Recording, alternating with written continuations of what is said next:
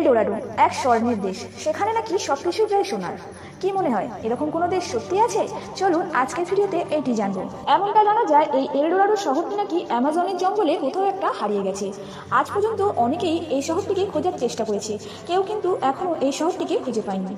1935 সালে Gonzalo Fernandez নামক এক ব্যক্তি এই শহরটির কথা প্রথম লিখে যান। তিনি লিখে যান, এই রাজ্যের যখন কোনো রাজার অভিষেক করানো হতো তখন সেই রাজা নিজের শরীরে অনেক স্বর্ণের আভরণ পরতেন এবং সোনাগুলোকে নিজের শরীরে মাখতেন।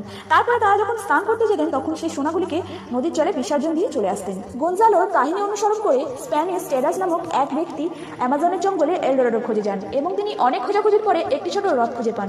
এই হ্রদের জল তিনি 3 মাস ধরে বাইরে বের করেন। তারপরে তিনি ওই হ্রদ থেকে প্রচুর পরিমাণে সোনা পেয়েছিলেন। এরপর এলডোরাডো শহরটির কথা মানুষ আরো বেশি করে বিশ্বাস করেন। তারা মনে করেন হয়তো অ্যামাজনের জঙ্গলে কোথাও একটা এই শহরটি হারিয়ে গেছে, তবে কিন্তু বাস্তবে এই শহরটিই নেই।